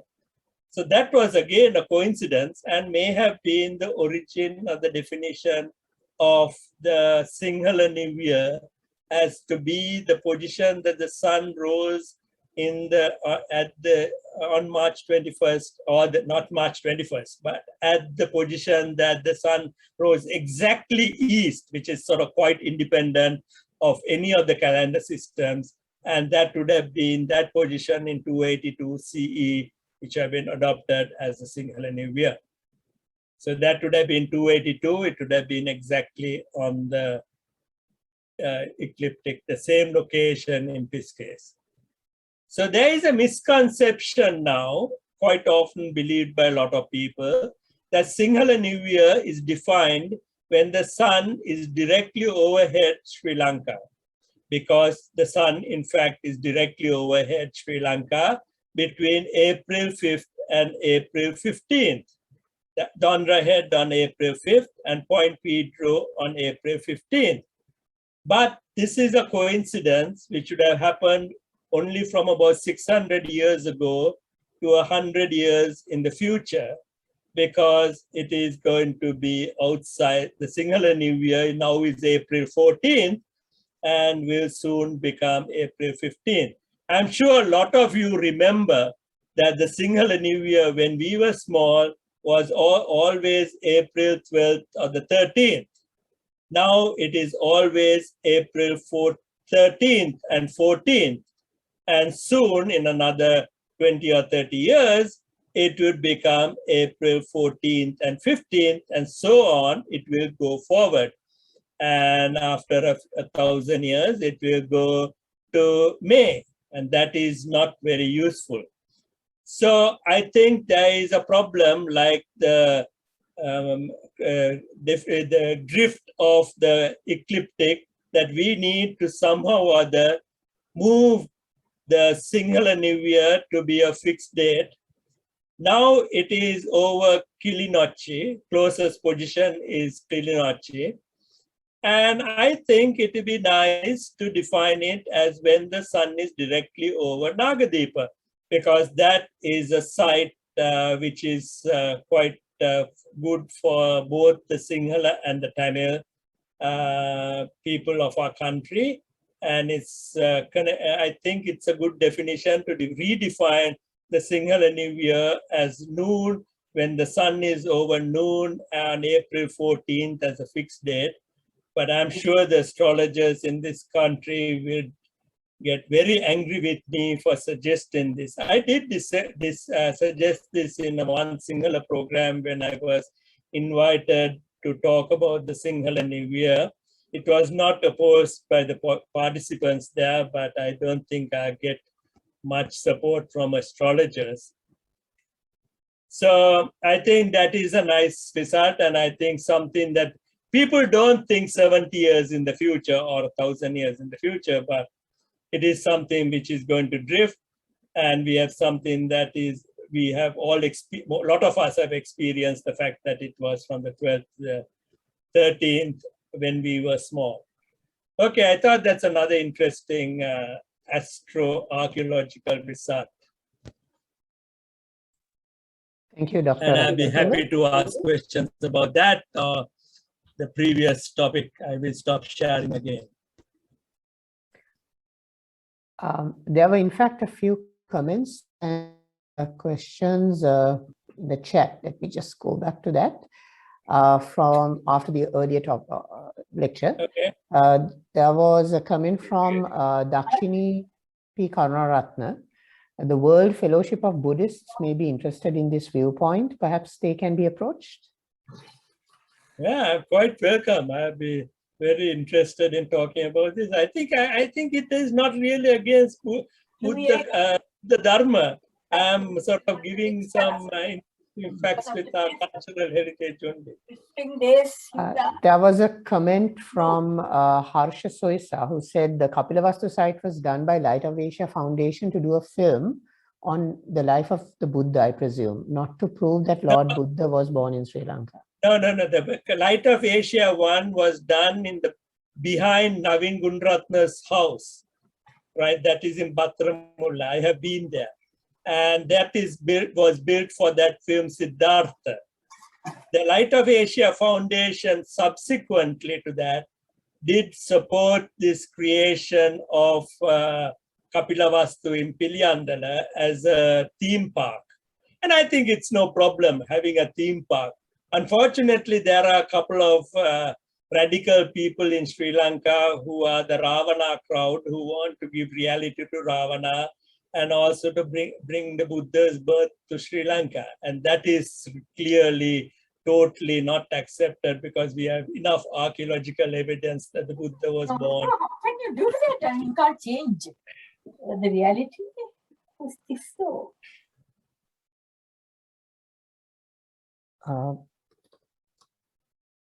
Okay. Are there any other? Yes, there was another comment. There was a question from Niran Veerasinghe, who says, what is your take on the claim that the Buddha was born in the Ampara district? Why has this surfaced?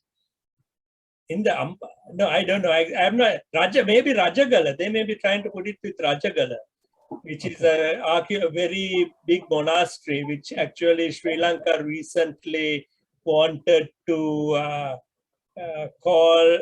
become a World Heritage Site and maybe declared a World Heritage Site. It's a fabulous site. I have not actually been to the site, but it's a big monastery. And it is a place where Mahinda, there is an inscription which says that Mahinda was buried there. Yeah, there's a Cheti, I think, if I recall. Huh? I think a Cheti at Rajagala. Yeah. But there was a National Trust trip. You visited Rajagala, right? Yeah, we had a 2-day National Trust trip there. There's a Chaitya, if I recall, the ruins of a Chaitya. There's also comment, it's a question from Jaika. It says, could I suggest that the Rationalist Society open for school children to complement science teaching? You could start with Royal College and St. Thomas's. Yeah, we have a fairly active Rationalist Society, which was originally formed around 1960 by Abraham Kaur.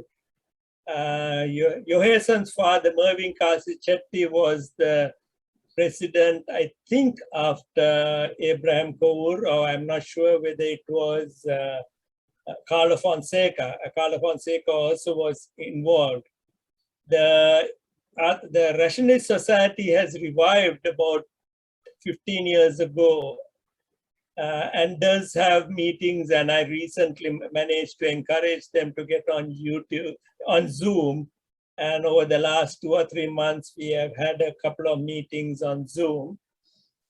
And we hopefully have things. I can send those announcements to anybody who is interested. We meet at 4 o'clock in the afternoon on Zoom on some days. So let's, I'll send those announcements out to people if they're interested. Okay. Dr. Ruandi Soisa has, I think, a question. Yeah. Ruan? You're muted. His hand Ruan, is up. hand is... No. It was from the previous one. Oh, Okay. okay. All right. Need to lower it. Any other questions? There are several comments in the chat complimenting the lecture, about that it was a very interesting lecture and quite Any questions? thought-provoking. Any questions? No other questions at the moment. Hello. Okay. Hi, Kavan. Fantastic. It's a very interesting and intellectual lecture, and we thoroughly enjoyed it, especially mine. My question is about this timing of sunrise, different times at different times, and they collect this, divide the times according to 10, and they collect this Rahu Kala. And I can remember my elders did nothing about this Rahu Kala. I know some of my friends here buy a diary which gives the sunrise only from booths or some diary. We can get the sunrise and go on to the Rahu Kala and don't do anything. What's the astronomical explanation? My objection to the Rahu Kala, I don't know. I mean, the astrological thing is based on a Jewish calendar, right? Now, we know that in our ancient times, we use the Poya calendar. But the Rahu Kala, which is supposed to be based on the moon's orbit, which has no correlation with the Jewish 7-day calendar, is based on the current Jewish calendar, which is the 7-day calendar, not independent of the Poya calendar. Now, if they define Rahu Kala on the Poya calendar, I would have sort of said maybe there is some correlation, which I don't think is real, but at least you should have some cultural integrity by making it associated with the moon's orbit. Now here you have created for convenience a Rahu Kala, which is based on the Jewish calendar and uncorrelated with the Poya calendar and the moon's orbit. So I find that very difficult to even accept. Why do you actually be honest, culturally honest to it, and make it? After all, Poya calendars were accepted in our Sri Lankan calendar system from about 1966, I think, to 1970 or something. I can remember when I was going to school, we had Poya calendars and we had P1, P2, P3, P4, P5, and an extra P6 in some weeks because we had 8 days of the week, like in the Beatles talked about. We had it actually 8-day weeks. Unfortunately, that was not very practical, and we gave it up. So at least, I mean, if the guys want Rahu Kala, at least base it on some thing. I have asked this from astrologers, and they don't give me a rational answer why they have a Rahu Kala based on a Jewish calendar. I know, don't believe on that, but if you go to Rahu Kala, I can't go to work at all. So. I know, but there's one thing good. I went to sign a deed once, and this guy wanted to sign it outside the Rahu Kala. So when I went to sign the deed, the lawyer had not even written the deed. At the end of it, I signed a blank deed because it had to be signed before the Rahu Kala. And I could get away from the site earlier, because if not, I would have had to stay till evening to sign this deed, because luckily the Rahu Kala came and I had to sign it before. So there are some advantages. It at least gets people to do things on some sort of time, which Sri Lankans don't do, because Sri Lankans generally consider half an hour to be standard. So if you come for a meeting, they come half an hour later. So that is standard. It's because Sri Lanka time. So I think culturally, if they want to have a Rahu Kala, they should go back to the Poya calendar with the Rahu Kala. If not, I mean, there is no cultural integrity in it. I think what has it is, I think somebody who believed Rahu Kala took his son about 4 o'clock in the morning to go for the exam. The poor fellow was sleeping and he failed the bloody exam. So no one does Rahu Kala. No. This is the problem with astrology, right? I have no problem if it gives positive reinforcement, make a kid believe that he's going to pass the exam because his horoscope is such or something like that. But it gives, these astrologers, but the best astrology story I heard was a story. If you give me time, I'll recount it if there is time. One I gave a lecture at the public library, and I was there giving the astronomy view with two other astrologers and a rationalist society member.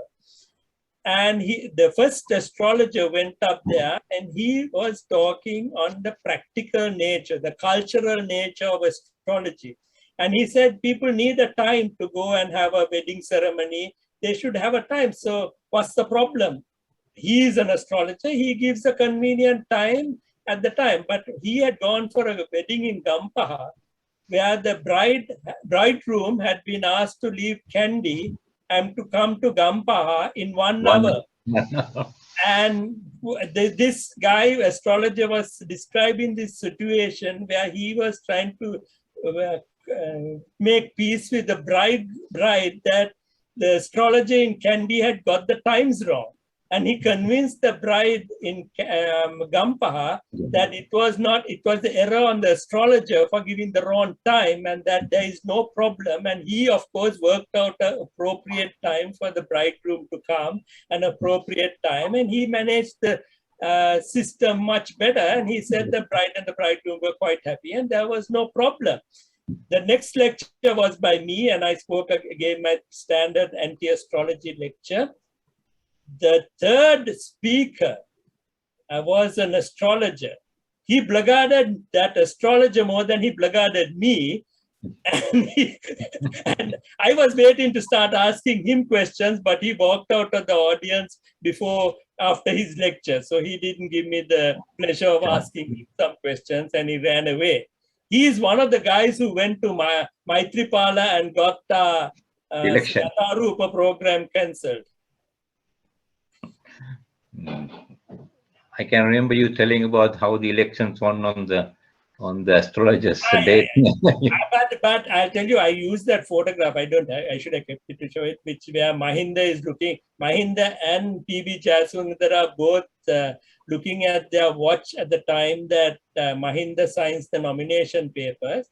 But I will tell you that recently there was a photograph of Ajit Niwad Kabra signing the papers, looking at his watch at the time that he accepted duties as the governor of the central bank. So we are in for an era of astrology. Any other questions? Yeah, Dr. Ratnatunga, yes, please. Can I speak? Yes, hello. Yes, go ahead. Yeah, I Go just ahead, want to Sri. ask a question regarding, like we're talking of astrology.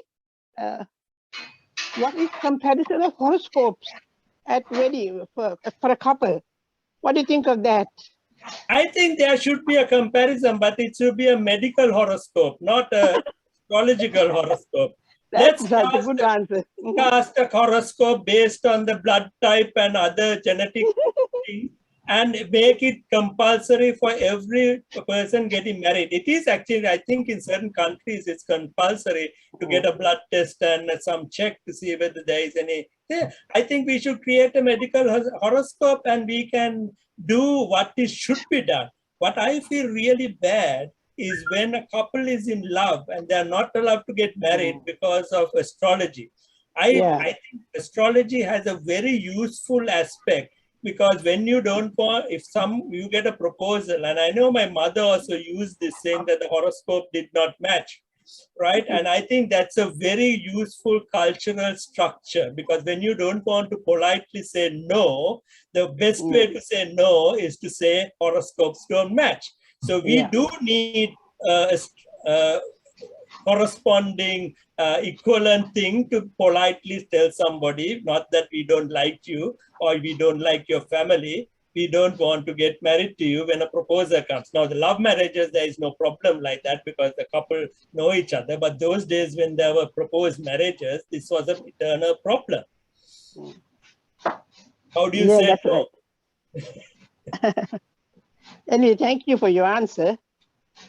I would have expected a better answer than that. What do you want? What's the answer you want? I would have thought you'd say, even here in our country, in Sri Lanka, I mean, even the love affairs have to be compared, the horoscopes have to be compared before they are compared. Yeah. And I don't know whether Mendes Sunil Pereira talked about in his lecture. He describes how his son a daughter wanted to get married, and he didn't think that. He told on Yatharupa. Did he talk about that in his lecture? I missed. I don't know. That was just a question I wanted to find out. Thank you very much, Doctor. Thank you. Any other questions?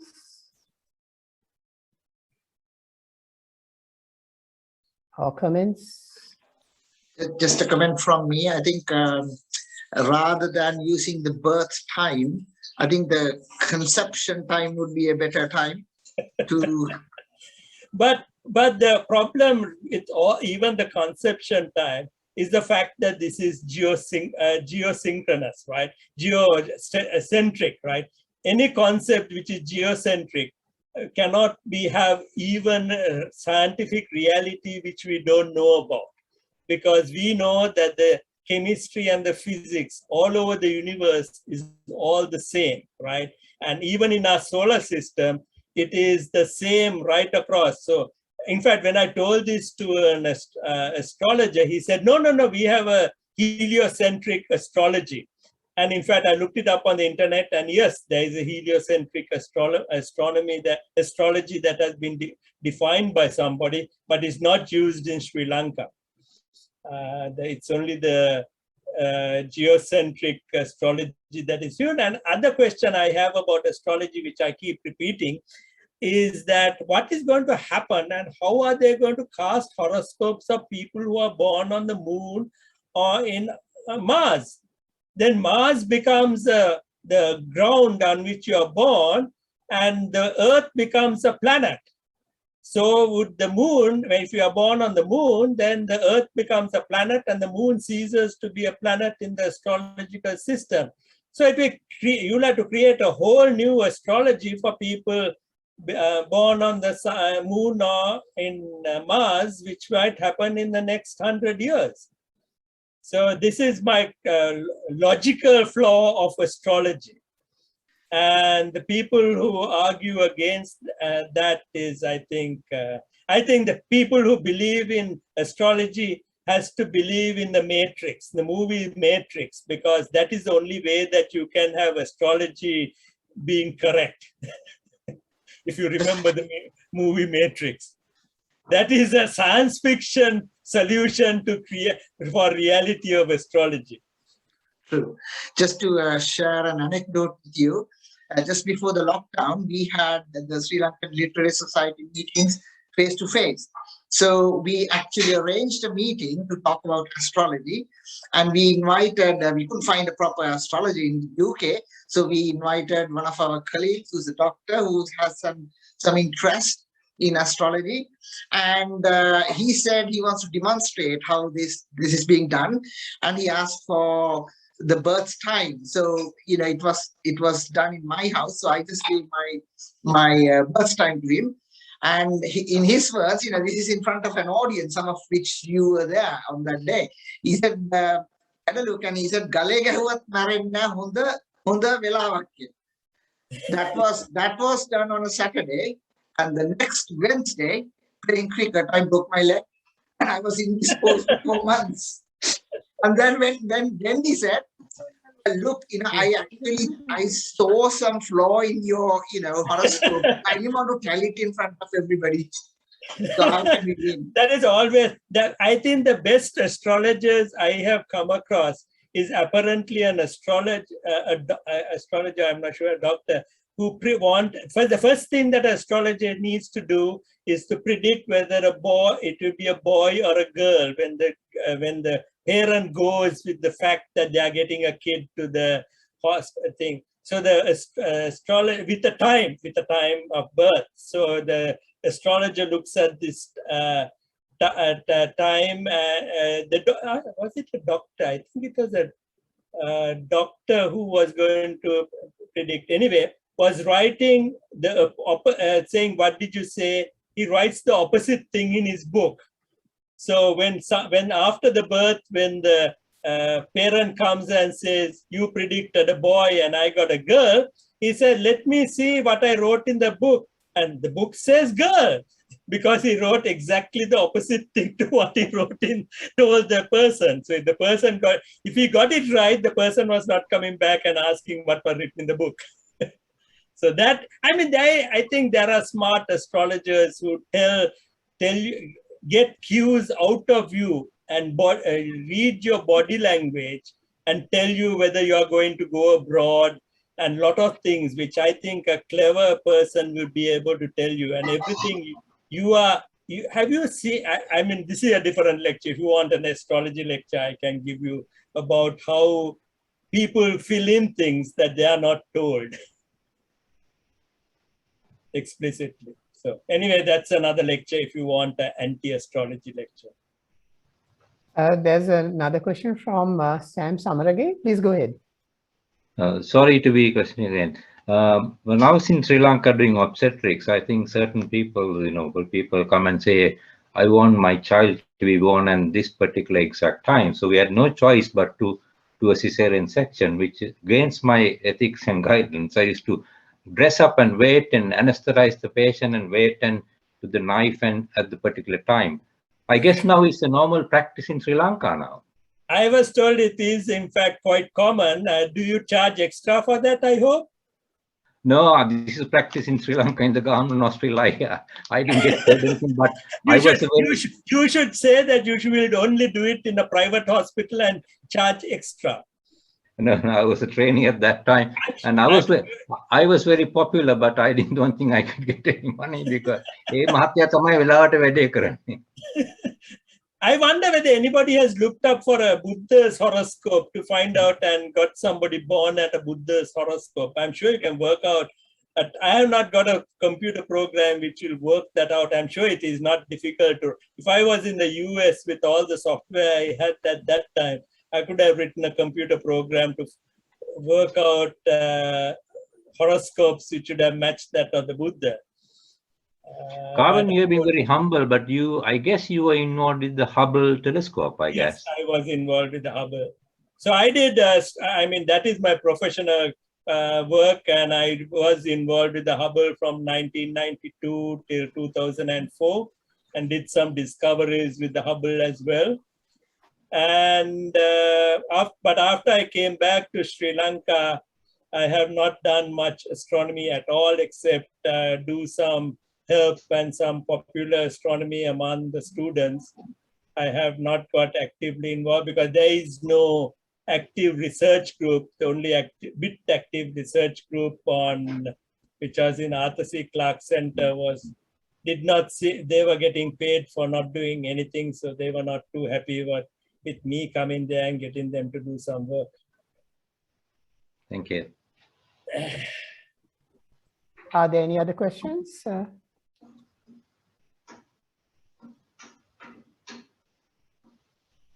Or any comments? Okay, any open house, anything on astrology even, I will tackle, or I give that to another lecture.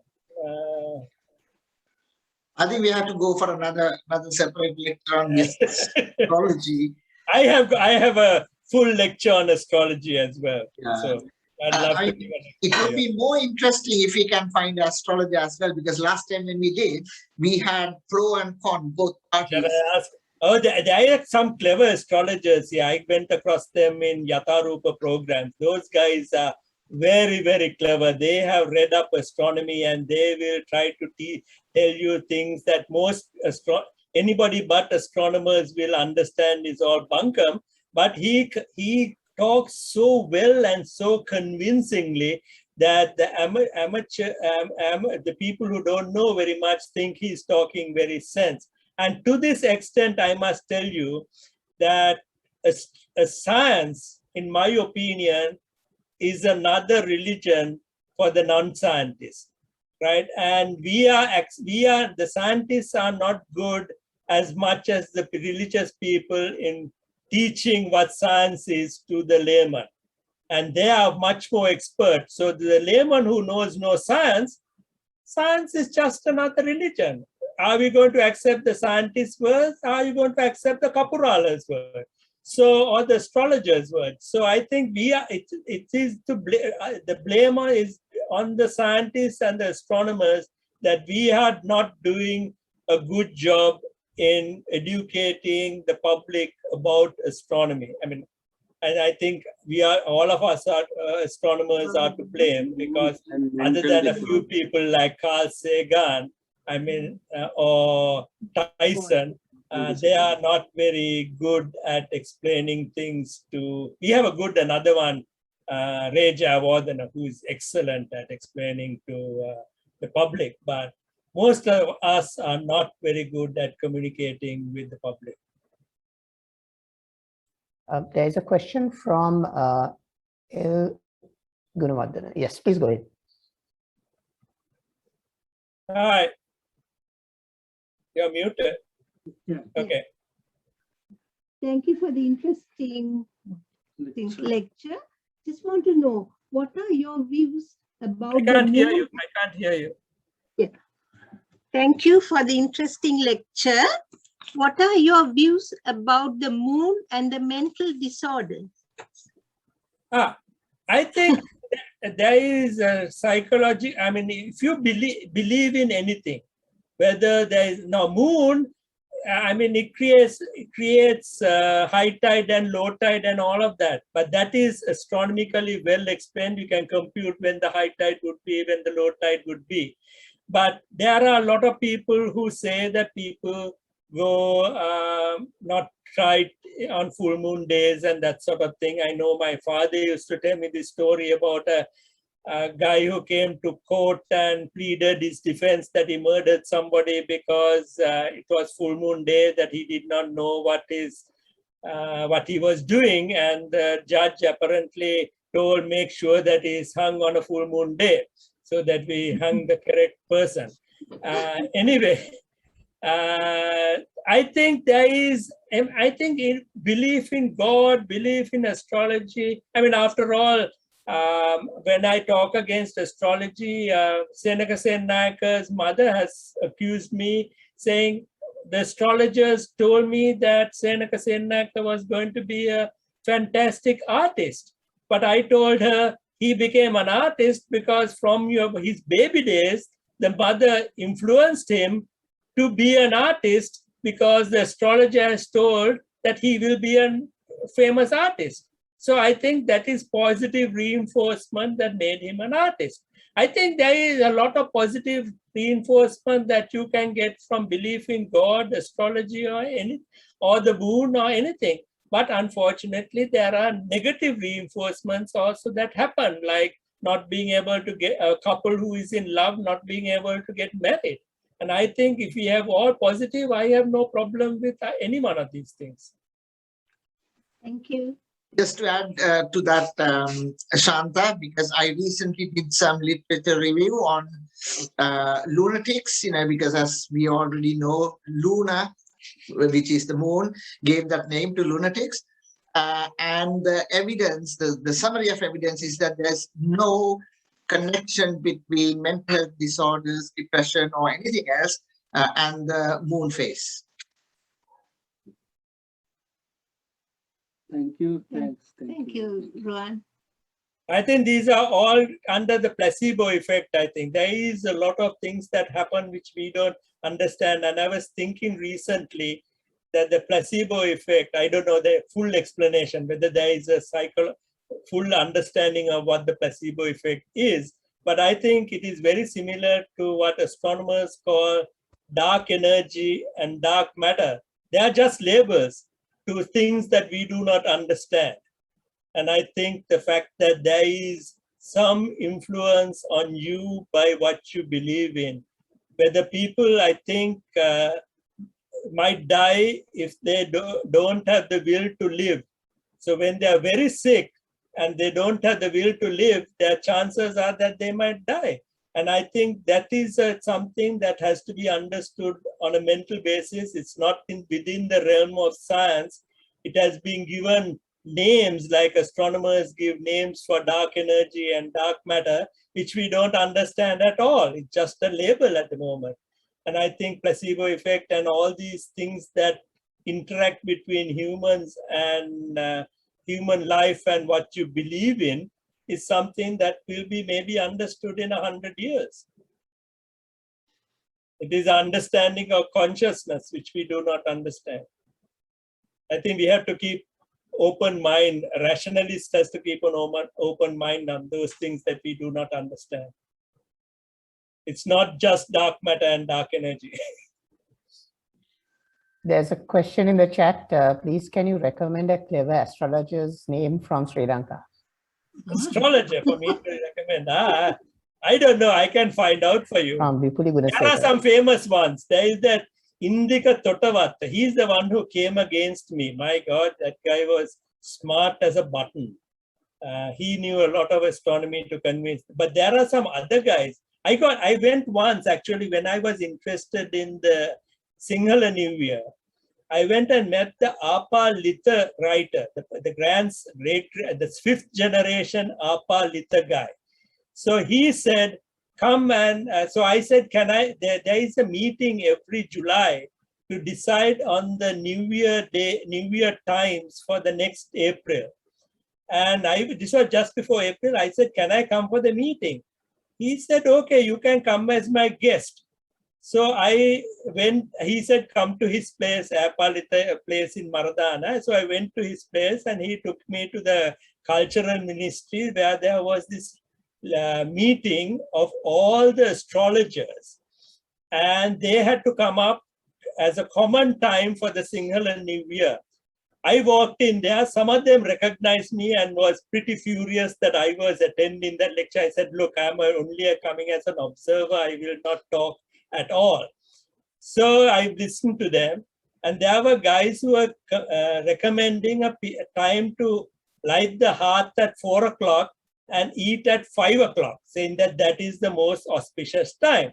Now, each of these astrologers had defined the time.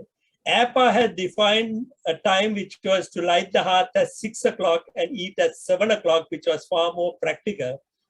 And he suggested that. This guy was adamant. He said he was selling solo case after solo case and telling this is going to be a disaster for the country because we are adopting the wrong time for New Year. But anyway, after the meeting, there is a requirement that all the astrologers sign a document to agree to the time, because if they don't sign that document, they won't get paid for the meeting. So they all duly signed the document. I didn't sign any document. I was there only as a guest. And they went away. And somewhere around July, March around, they gave, this guy decided to make his name by starting this controversy again. And he went to the President Maithripala Sirisena at that time and started this whole story about the wrong time being adopted. Anyway, since the cultural ministry had defined that, there was no change in the time. And that was, they had the Sinhala New Year on time. Unfortunately, that year, a week after the New Year, there was, by random coincidence, a disaster, which was the Meetaramulla rubbish dump having crashed. So the astrologers immediately focused on that and said, didn't we tell you there was going to be a bad to the country, that the rubbish, they didn't say rubbish dump at that, before that, but after the rubbish dump crashed, they attributed the rubbish dump to the wrong time of the Sinhala New Year.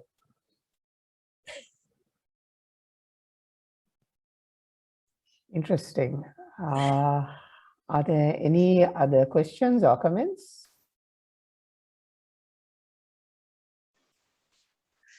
I have been a lot involved with this over the last 15 years. I have been in Sri Lanka. It's quite interesting, sometimes getting boring, but I do accept invitations when I'm asked to talk against astrology.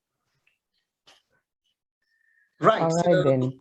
Thank you very much for a very interesting lecture, and thank you to everyone for the questions and comments. So I'll hand over to Dr. Ruan de Soisa. Right, so this is the time when everybody needs to unmute yourself and probably show your face as well. Can everybody please unmute and put yourself on video? Because I want to thank Dr. Kavan Ratnatunga for this wonderful, entertaining evening with wonderful, informative lecture. And Kavan, thank you very much. And as usual, we would like to thank you on behalf of the Sri Lankan Literary Society. Thank you. Thank you very much. Thank you. Thank you, Kavan. Excellent. Thank you. Glad I was given an opportunity to talk.